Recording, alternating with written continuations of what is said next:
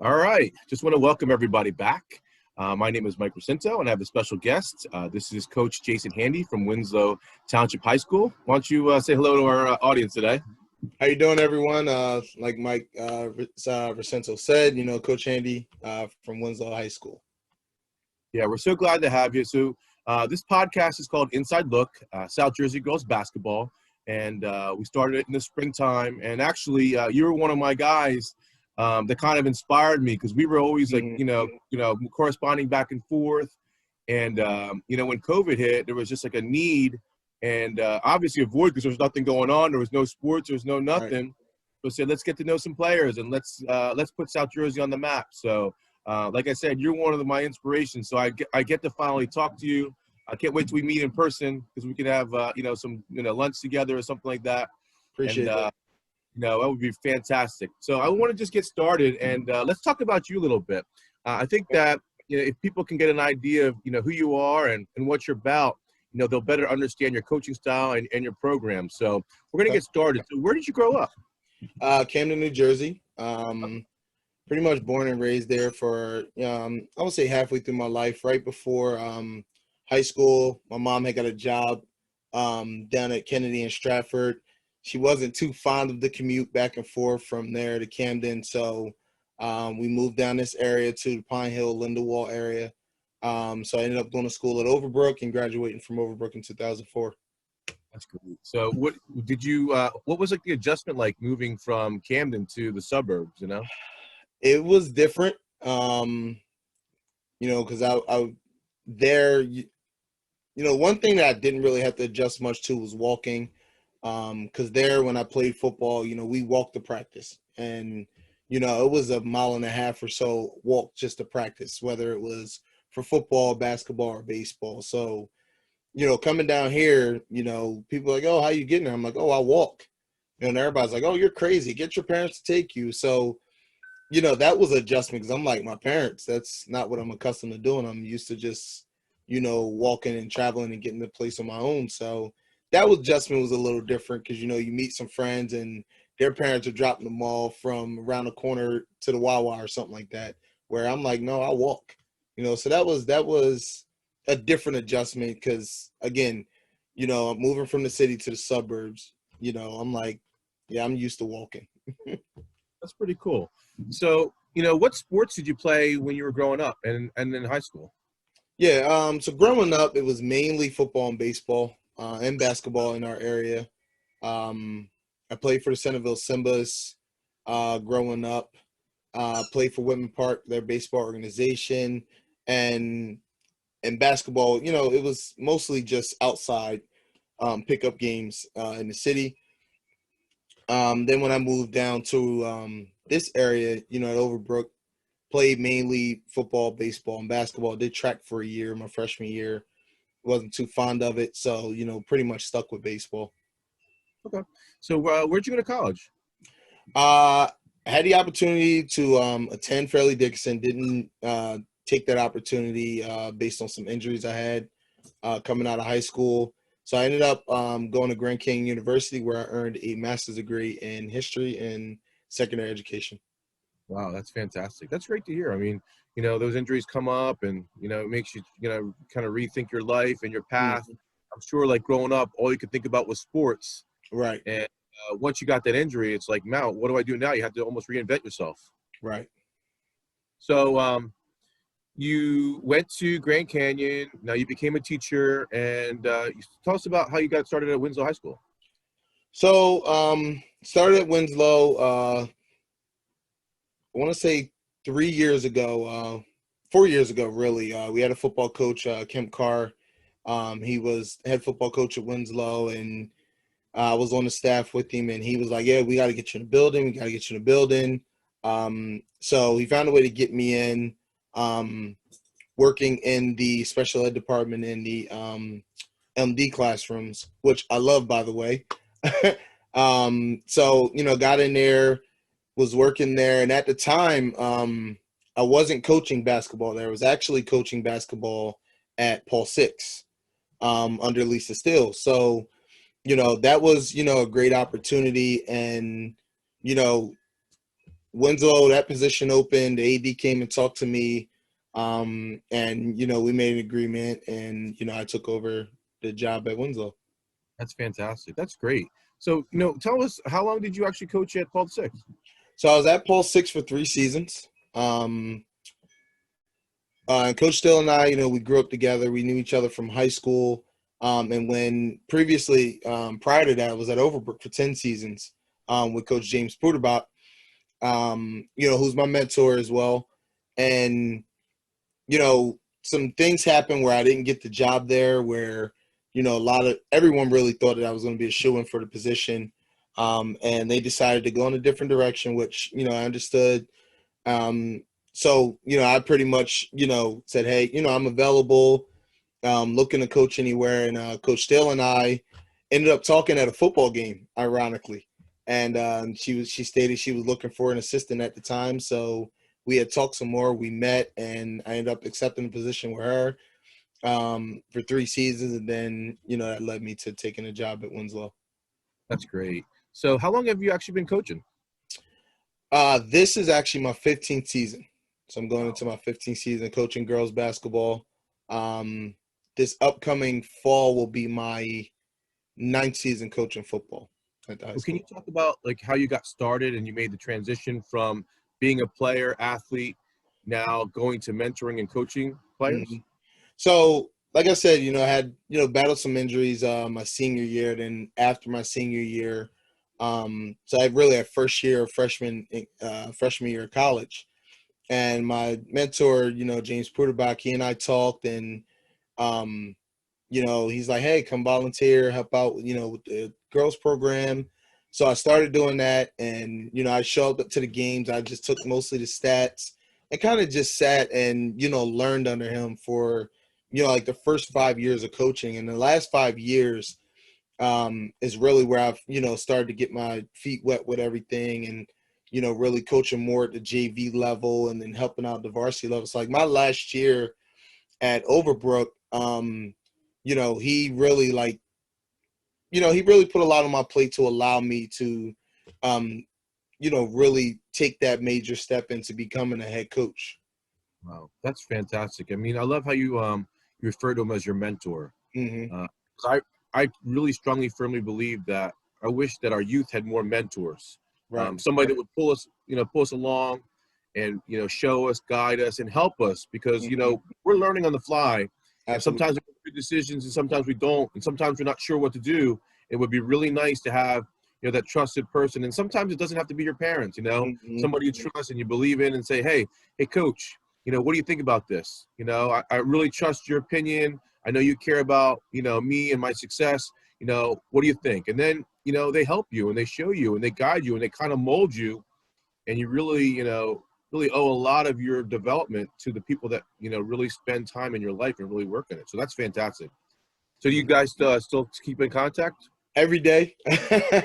Actually, was on the phone with him yesterday for about, I'll say a half an hour right before we had our little inter-squad scrimmage. So, yeah, we talk every day, and, it's about basketball. It's about leadership. It's a lot of different things we discuss. So anytime, it's something that, I need to talk to somebody about, he's the first person I pick up the phone and call. That's fantastic. That really just makes me just so happy just hearing that, Mm-hmm. So tell us about your coaching philosophy. So my philosophy, I'm family. That's one of my biggest things is family. And I give tough love with the kids. Some people are like, oh my God, he yells so much and he always yelling at the kids. But my girls will tell you, yeah, he may get on us, but he loves us at the same time. Like we did a film session today, pretty much talking about our little inter squad scrimmage yesterday, and I'll see something, a coachable point, we'll coach it up, and then we'll see something else later in there, and I'll just keep rewinding it, and after a while the girls are like, all right, coach, that's enough. We get the point. But at this point, I'm also making it, a homie type thing, where we're gonna joke about it a little bit, but they also know there's a time and a place for things. So we'll laugh, we'll joke, But once it's time to turn it on, they know when I'm ready to go, I'm ready to go. That's great. I think you got to mix in that fun. You got to mix in that, that family is the key because, when you're a family, you do anything for your family. I know that I read in your, what you had written earlier, how you take care of your family. Mm-hmm. Can you tell us about that a little bit? I don't mean to put you on the spot, but I just. Oh, no, it's okay. Yeah. So, right now, I take care of my handicapped mom. She suffered a stroke about 9 years ago. And I also take care of my elderly grandmom. So, for me, that's really how I've generated a lot of things to coaching. So, if I can have the patience to do that, then I can have the patience to adjust, even during the pandemic right now. And, coaching girls basketball as well. I really respect that a lot. I mean, to me, my family is one of the most important things. Well, it is the most important thing in my life. And, we all make sacrifices for our family. And I think the fact that, you have such, good respect for your mom and grandmom and you take care of them. I just know that you got that sense of family in your own team that you're going to watch out for all your players. Yep. You're going to give them a hard time when they need it. And you're going to, kind of pull them in and say, hey, what's going on? Mm-hmm. When they're really struggling. And I think that's what coaching is all about, knowing the right way to handle the different situations. So what about your coaching style? How would you describe your coaching style? Like I said, tough love. But, looking at what what I look for in the girls, toughness, quickness, and, just being competitive. That's the biggest thing with us is, just being competitive and having fun.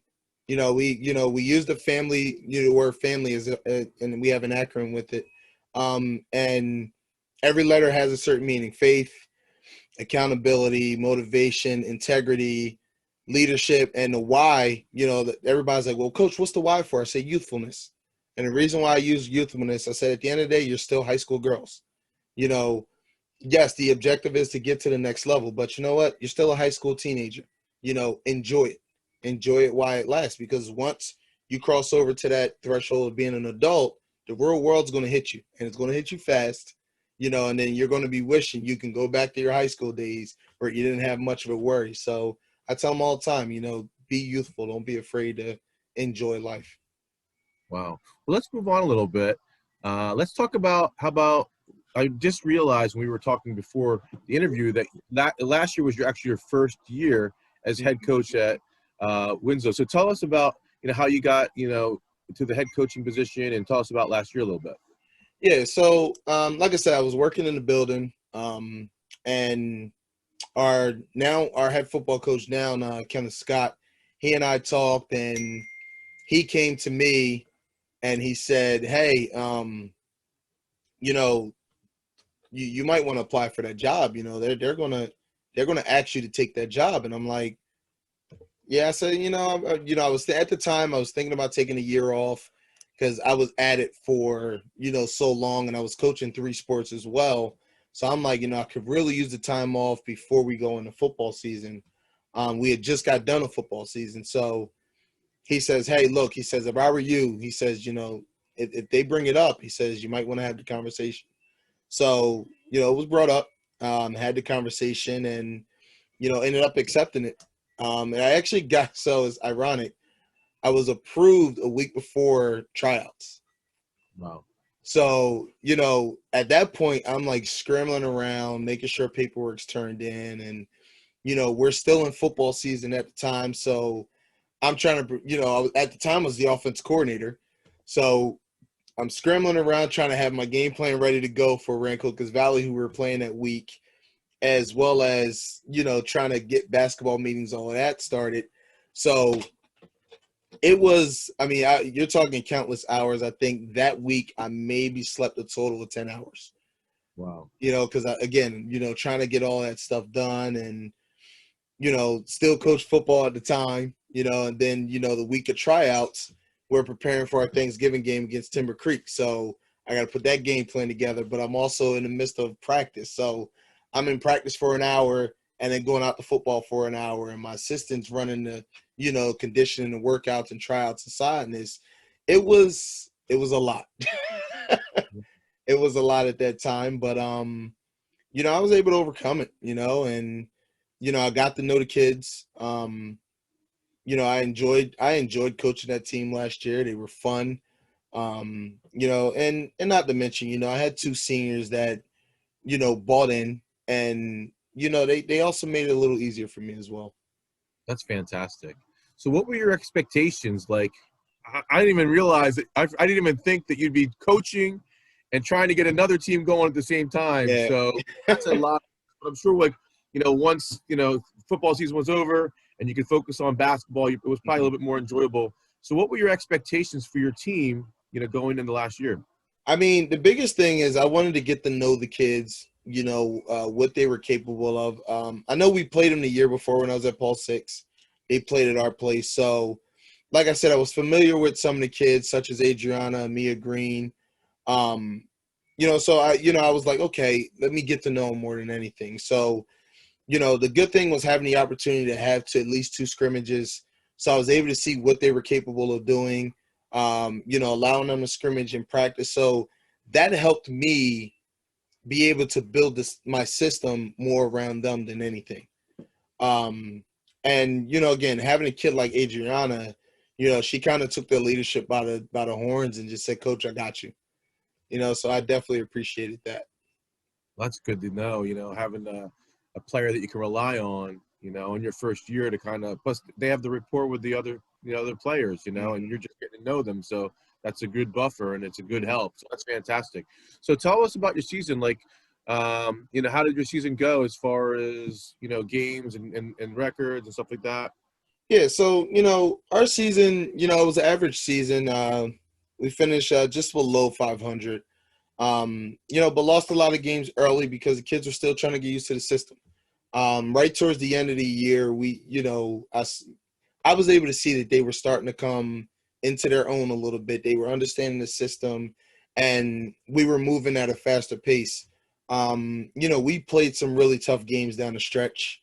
The competitiveness showed. We did, a lot of good things. So I knew coming into this season that, the worry wasn't going to be as high as it was last year.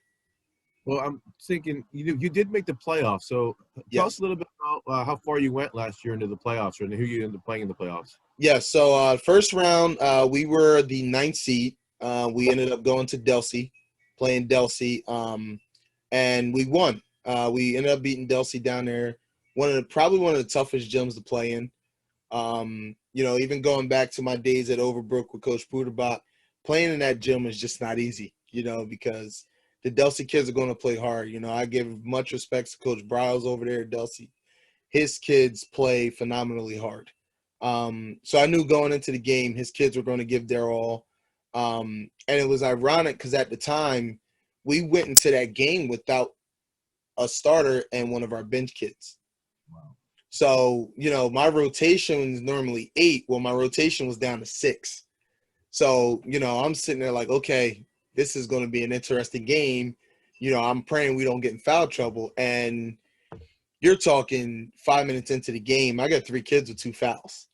Wow. And I'm like, okay, I see what type of game it's going to be. So, now I have to play a JV kid that really didn't play much varsity time. But this kid came in and, she contributed.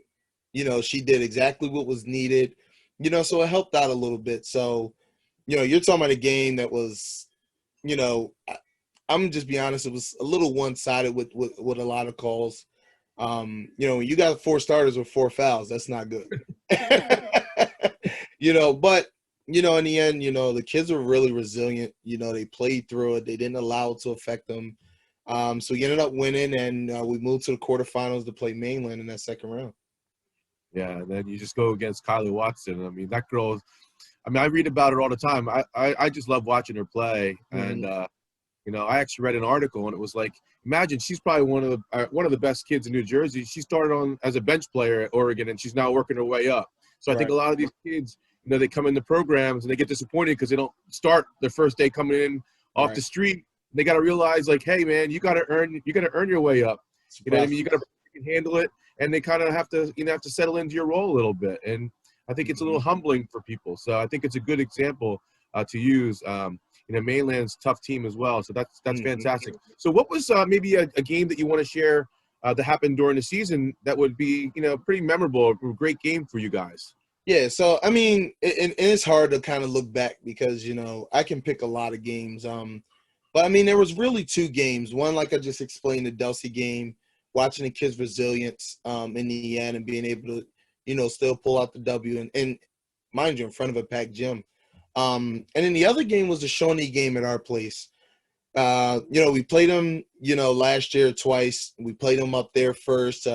Tough game. Again, it was early in the year. The girls are still trying to understand the system. But this was the game that I thought in my eyes, I felt our girls turned the corner. They understood what, I was looking for. They understood the system. And, that game, fourth quarter, we were down. I want to say, maybe double digits at the time, like 10 or so. And, we started getting stops. We got some steals. We made some buckets. And, the turning point in that game, Adriana made a great play, drove to the basket, made the layup and got the foul. And you just saw like the energy in the entire gym completely shift. And, my girls literally was locked down defensively. So that game to me was pretty memorable for sure. Yeah, I think games like that help to, your girls grow and develop and actually prepare them for now. Mm-hmm. Why don't you tell us a little about Adriana? I know I interviewed her last year. I was very excited to talk to her. She was a phenomenal kid. A young lady, excuse me. Great attitude. She had nothing but, wonderful things to say about you, which means that she really holds you in high regard and really respects you. So can you tell me a little bit about Adriana so the listeners can learn about her? Yeah, so again, like I said, Adriana was, a go-to kid. It's ironic because, working in the building, you see a lot of the kids all the time. And, Adriana remembered me from Paul 6. She actually came up to me one day in the hall and was like, "Aren't you the coach from Paul 6?" I said, "Well, I'm one of the coaches, but I'm not the coach." And, at the time, she knew that Coach McGettigan was retiring. And she actually was one of the ones that first came to me and said, "Hey," she was like, "I wish you would get the job." And I'm like, "Oh, really?" I said, "Thank you. I appreciate that." And then, when I had the conversation with the AD and was pretty much told I was going to get the job, she was actually the first one I told. One of the first kids I told. So I saw her walking in the hallway and, I knew it was going to be approved at the board meeting. And I said, "Hey, I got the job." And, it was like she had the biggest smile in the world on her face. So, we had talked and, I told her, I said, "I'm going to lean on you, a little bit." And she was all for it.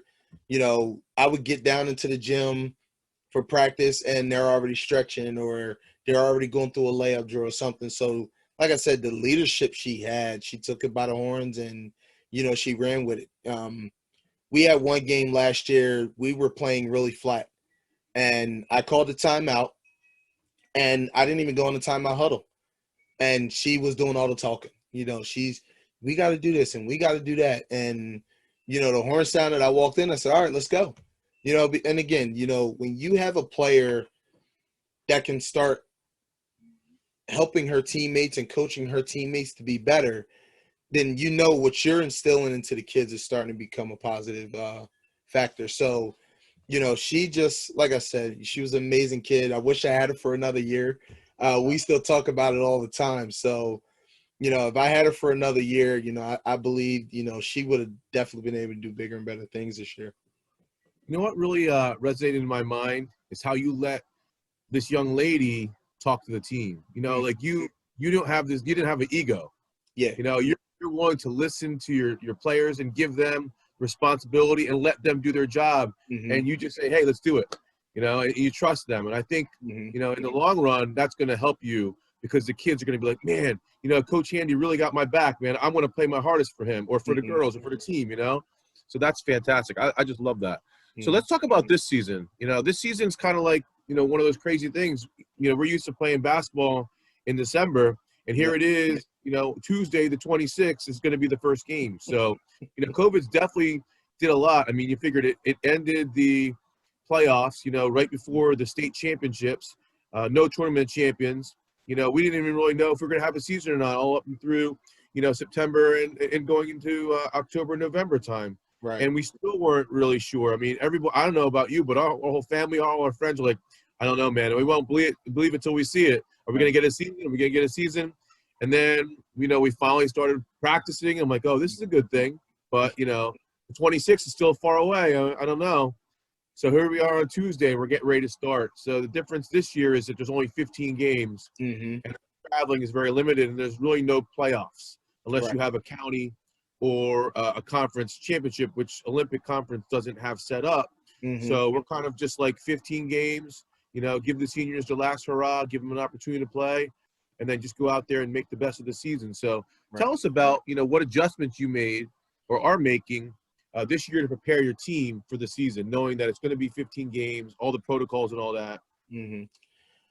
Again, like you said, COVID has kind of thrown a wrench into how, I know a lot of coaches do things. Like with me, we'll be doing a drill and I will physically demonstrate the drill, or now like I do everything from a distance, so it's tough because, the kids, they'll have their mask on.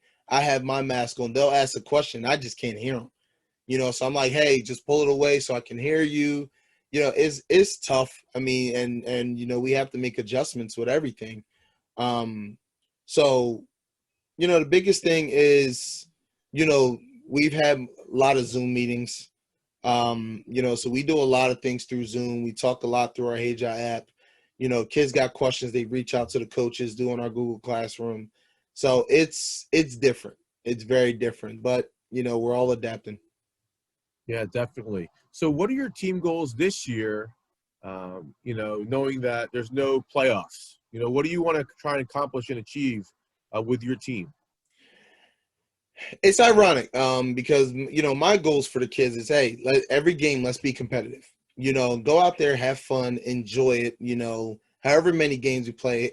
If we play 10 games, by the grace of God, hey, enjoy those 10 games. And the girls actually have come up with their own goals. They've made a list of goals, what they want to do on a game-by-game basis, what they want to do for this season, just to make it memorable. So, my thing for them, I said, hey, if that's what you guys want to do, let's do it. And at the end of the day, hold each other accountable. If you feel your teammate's not doing it, have that talk with them. Be a leader. And, hey, if you can't resolve it, then come to the coaches, we'll talk. Yeah, that sounds great. Tell us about your varsity team. Like, what are your strengths this year going into the season? So our strength, we actually have some size this year, a little size than normal. So, of course, we're Winslow, so everybody's like, oh, they're quick, they're fast, they want to run the floor. Yes, we do still have that quickness. But one of the things I know the kids are focusing more on is defense this year. We'll go over offense and stuff. Hey, coach, can we work this zone? Or, so I know that, we're focusing a little more on our defense. Because, again, in girls basketball, we all know you score 40-plus points, you're going to win a majority of your games if you play solid defense.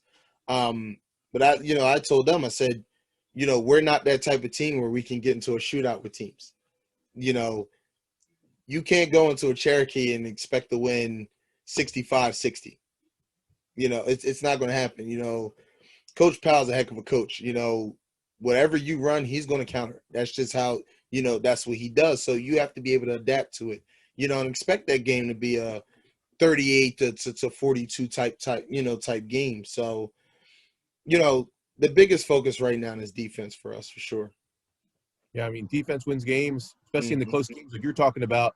If you can't get that final stop and get the ball back, you're never going to win that game. You know what I mean? So Absolutely. Defense is really the key. And also, I think, just not getting the foul trouble, key points, and put yourself at a disadvantage. This is all great. Why don't you talk about some of the players on your team so we can get to know, who you're going to be playing this year? I mean, as far as your players. Yeah, so, of course, we lost Adriana, who was our leading scorer, but we returned our second and third. Teraya Wyatt was second on the team in scoring last year. She'll be a junior. Very good kid for us. She gives us scoring ability. But our more all-around player is Hanifa Neal. Hanifa has taken the Adriana role this year. And I mean, in the summer, she was hosting practices with the kids, and all the way up in the fall league, everything. She was the spearhead of everything, and did everything. And if she had questions, she'd reach out to me. Hey, coach, would it be okay if we do this at listen, whatever you decide, do it. And that's what you want to see in a leader. They played in the fall league over at Peak Skills. And again, she was the spearhead of everything. She made sure the kids were there on time and everything. So she's my right hand. She's one of the captains of the team this year. Another kid, Destiny Alexander, almost pretty much the same as Hanifa. She's doing great things and being a leader. We do we do return 4 starters. Again, only losing Adriana. So Lachey Shaw returns as a starter, and Mia Green returns as a starter. And Katerina Chavo returns as a starter as well, who was a freshman last year, by the way. And she actually she was nominated as a captain as well as a sophomore this year. So, that's big for that kid. She's a very good, she has a work ethic of someone you don't believe. I mean, she finishes first in every sprint. No matter how tired she is, she's always pushing. So just leading by example is big for her. But one of our big things is we have a freshman coming in, Ayana Alexander, who's a pretty solid freshman, about 5'10" kid, and she's going to fill that role of Adriana this year.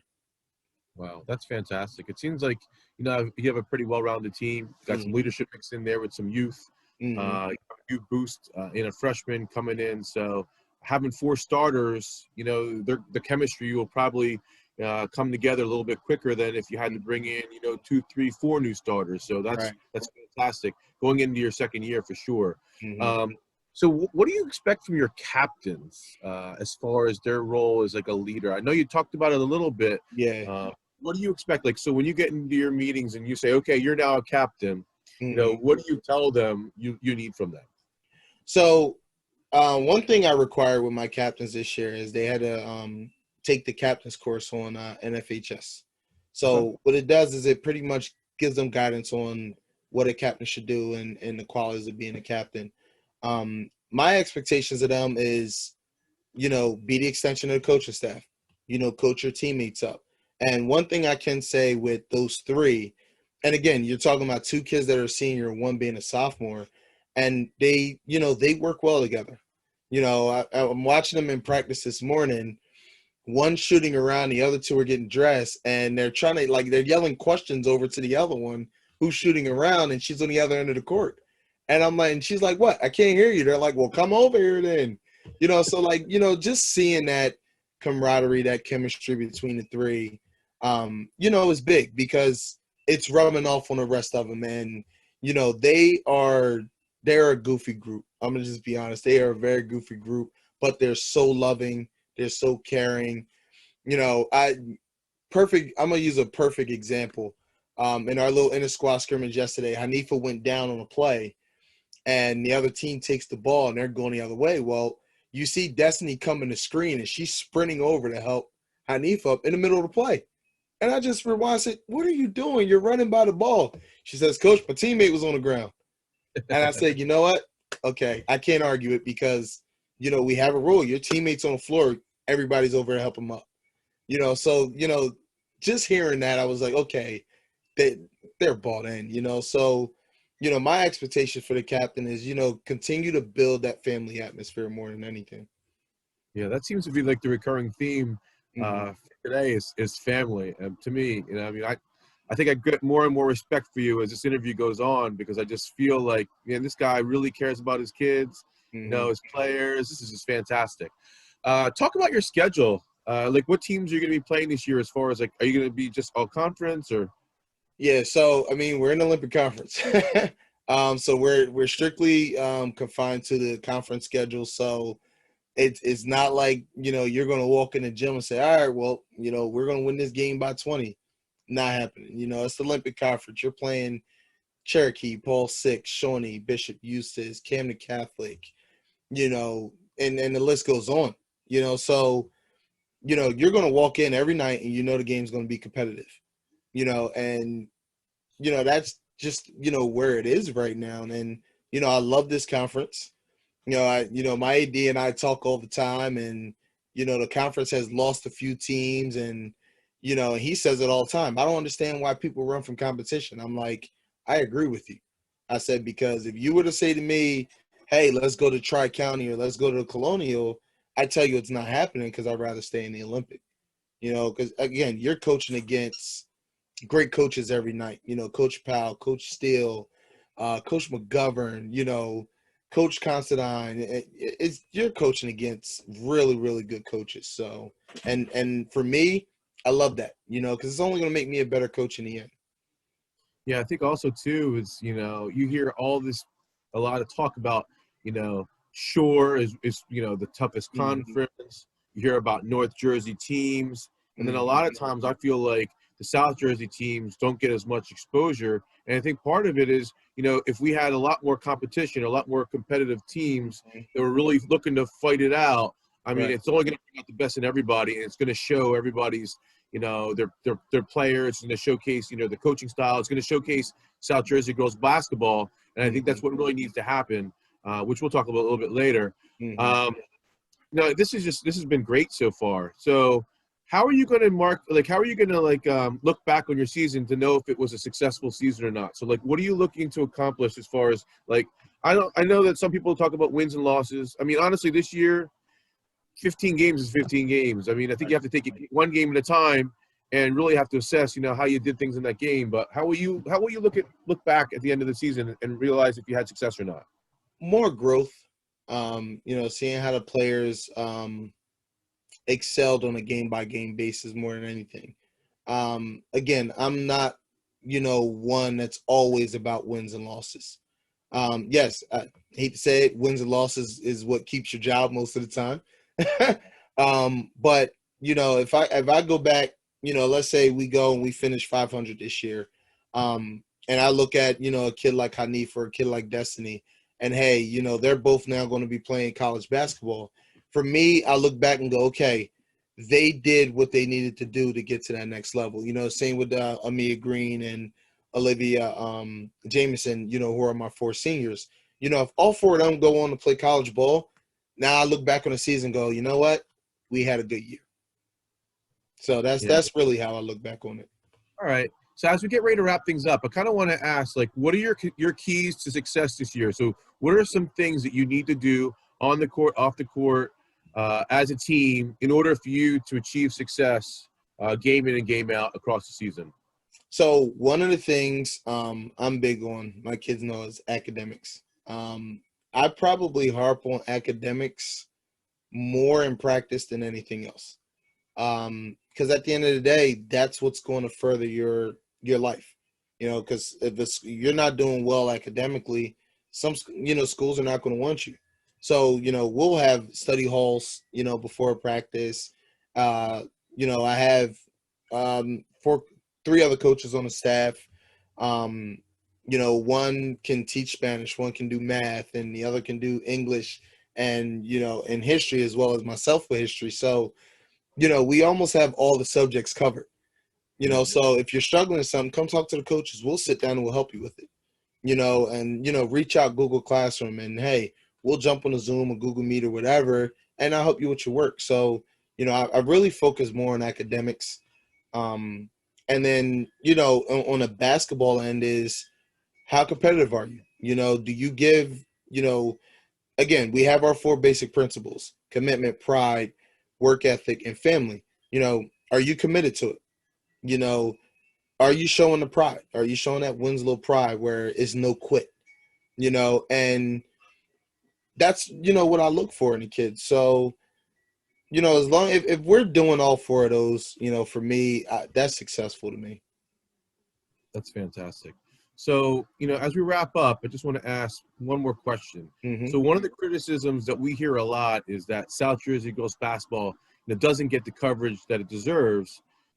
What can we do as a community to bring everybody together and to change that so that we do get the coverage that, that we deserve, and we get the recognition. The kids get noticed for their hard work. So what do you think we can do? This is more a global thing, to me. I mean, the women's game, up to the WNBA just doesn't get that recognition that it needs. And, I believe, it's best for everyone to help spread that awareness.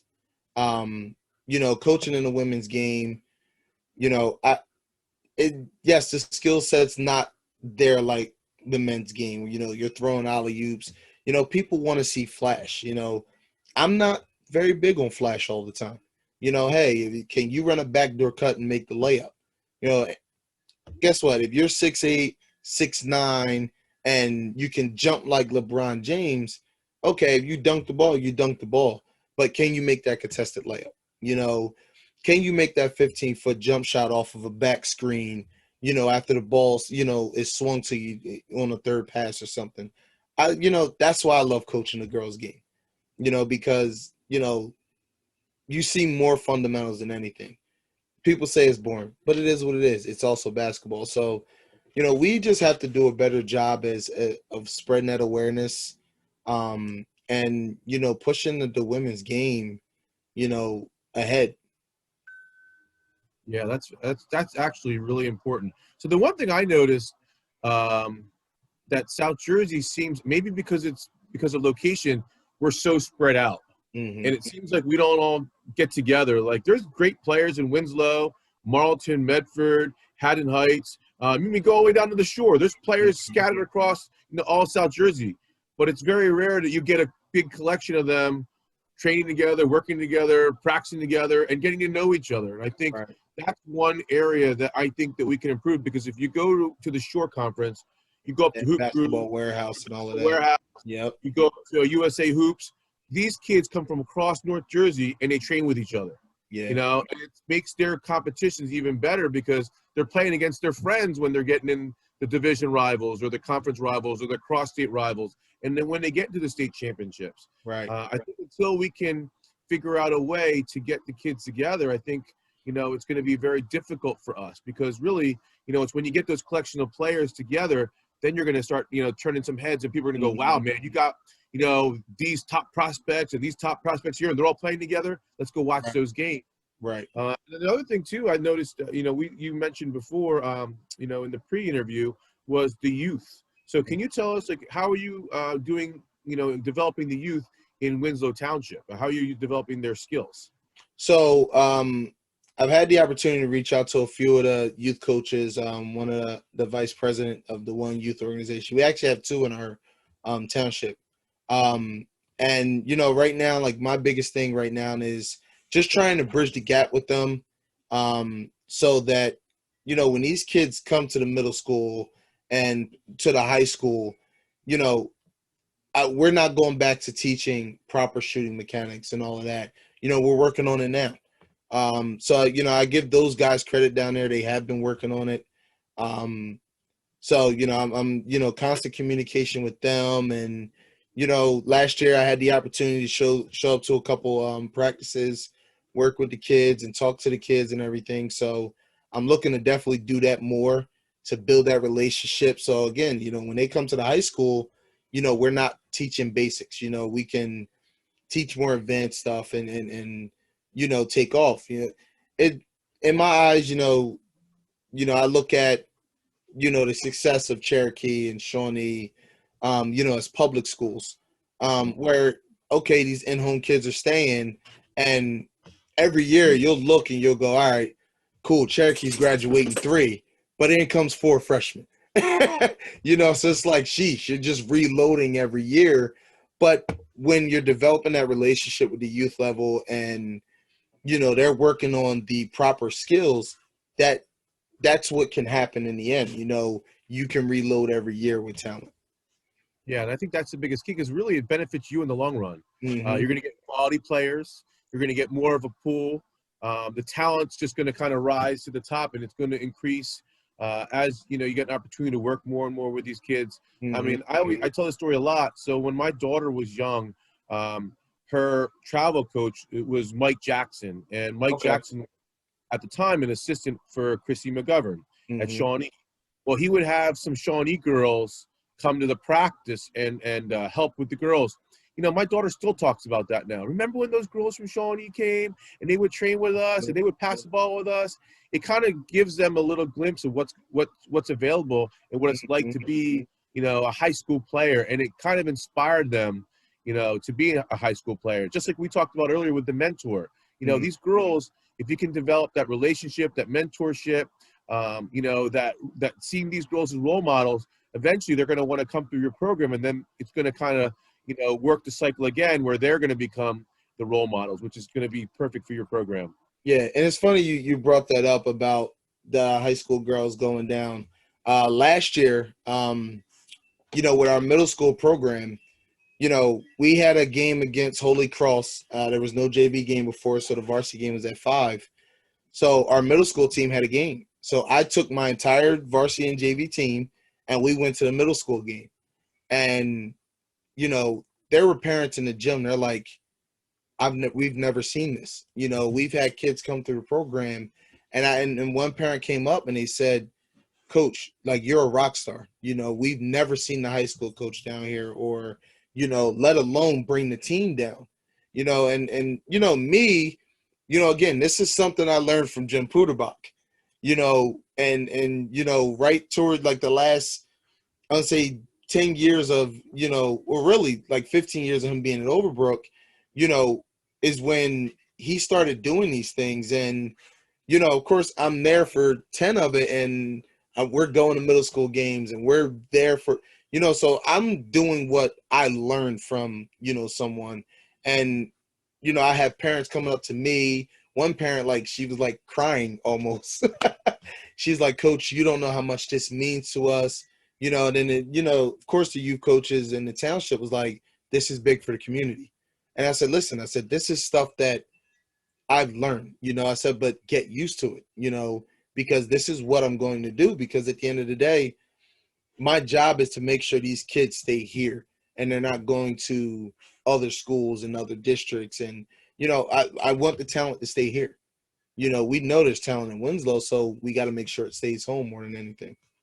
Yeah, one of my biggest motivations, and I want this to happen by the time my daughter becomes a senior, is I want to have the stands packed. Absolutely. And not only because the boys are playing, you know, after, or not only because it's just a playoff game. I want people to come to watch the girls because they appreciate the athletes and they respect girls basketball. So if we could do that and fill the stands with young kids, with families, with high school, you know, peers, I mean, I will be a very happy person in the next couple of years. I mean, that's what I would love to see. That's really what's going to help, you know, motivate our kids to want to play. So I just want to say thank you, man. We're just getting, you know, we just got an amazing time here with this podcast. I mean, you were really phenomenal. I mean, I told you before, you're my first coach that I interviewed, and please, you know, just forgive if I make any mistakes. But man, this was perfect. I mean, I felt like, you know, we were brothers and we've been talking to each other for years. We've known each other since kindergarten. You know, you're very easy to talk to. You know, I'm definitely a big fan of your program and your coaching style and, you know, from before. But now after talking to you, I'm even more, like, invested. And I'm going to be following your team. And I just wish you guys luck. You know, I want you to do well, you know, because if you do well, you give all the other teams more competition. And, you know, it forces everybody else to work harder. So, you know, we want everybody to be successful. I mean, obviously, you can't all be, you know, at the top, but hey, you got to have those people pushing. And I know that you guys, after a couple more years and you get these kids through the program, I mean, you're going to be like the seasoned coach and everybody's going to be like, man, Coach Andy, I love it. He came to my game and now look, I'm going to these kids' games too. So, man, it's fantastic. Appreciate that. All right. So we're going to end today and we're going to catch up soon. And I wish you good luck this season. Stay healthy and stay safe. Okay. Absolutely. Thanks, Mike. Thanks for having me. Oh, you're welcome. Take care, Coach. You too.